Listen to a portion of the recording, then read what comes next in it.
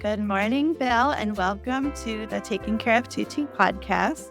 This is a podcast that is focused a lot on caring for seniors, how to access care for them, how to help them have a great life.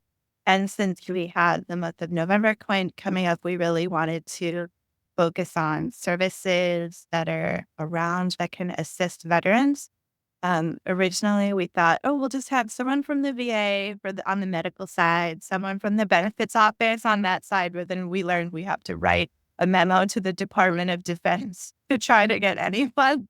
So we thought maybe a community member who's really tuned in with this would be a good idea for a guest. So of course we thought of you. So Bill You're Staton, kind. will you tell us a little bit about the professional work that you did in this field? Why don't we start off with that? Sure.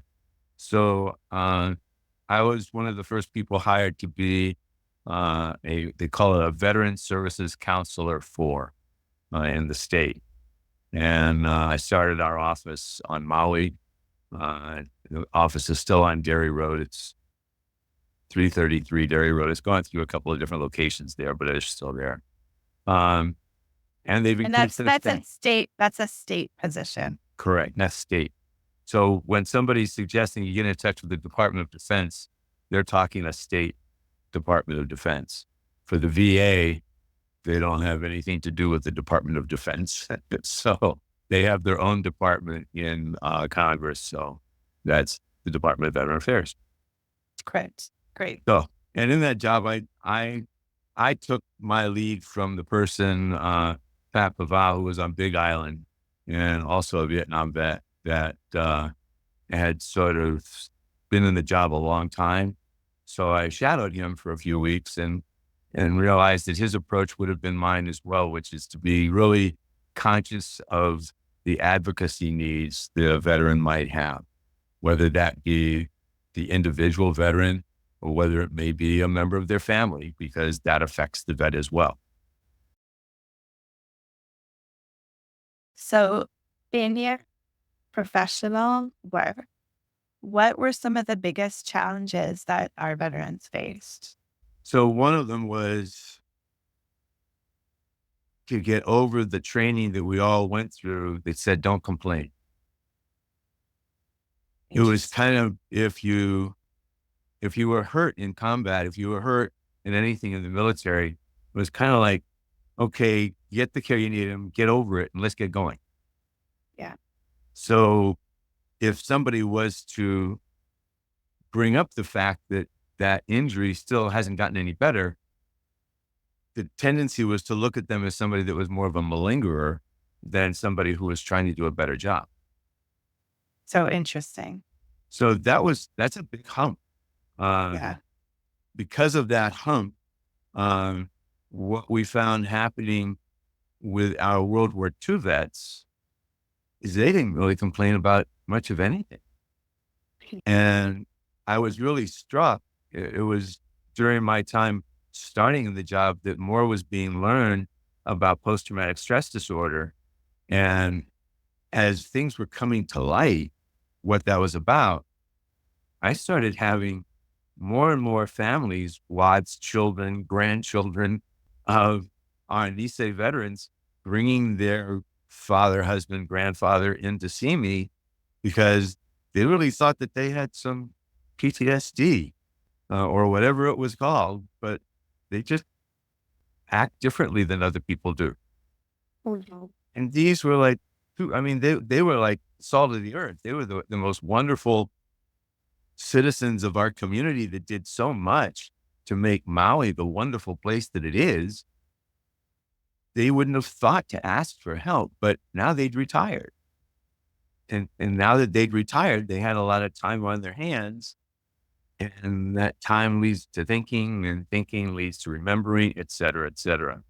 So it was quite eye-opening to recognize, and that was for them, how many Nisei veterans. It's funny because I'm looking at a book that one of them gave me called "And Then There Were Eight," which is about one of the.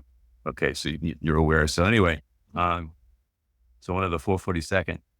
Again, what an exemplary unit that is. It's still to this day looked at as being just of high honor and recognition for what our Nisei veterans did when we were treating them so differently on another front.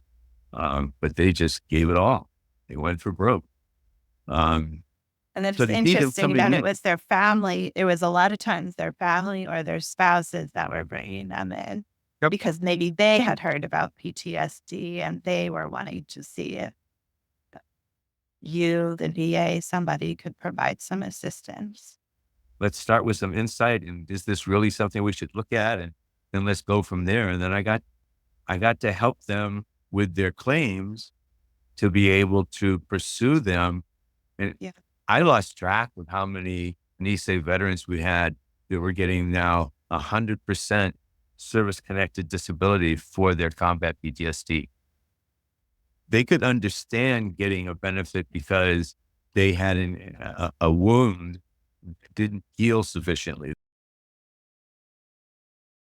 What about our young vets who want to do GI Bill? That's probably a different Nope, department that was good. altogether. That's the regular kind of benefits. So as opposed to an entitlement, it's a benefit. And that's a big one. And that's through the folks at Tripler.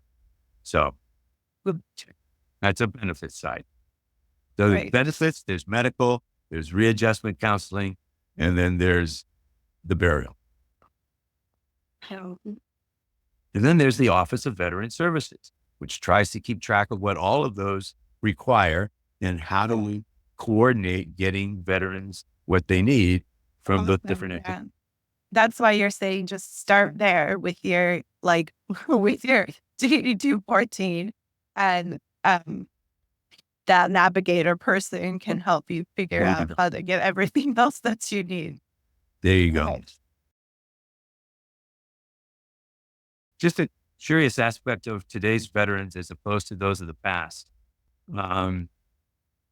We went through a change after the Vietnam War with respect to the draft. And I don't even know that people are aware that there is still a draft, and people 18 years and older do have a legal responsibility to sign up for the draft.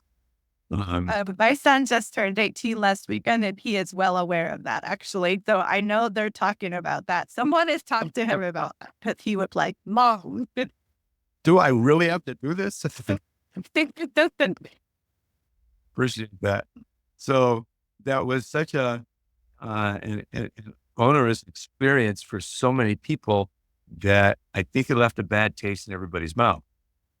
And what they did was they started to really beef up, talking about benefits, they started to beef up the benefits that you could get for going into the National Guard, going into the reserves.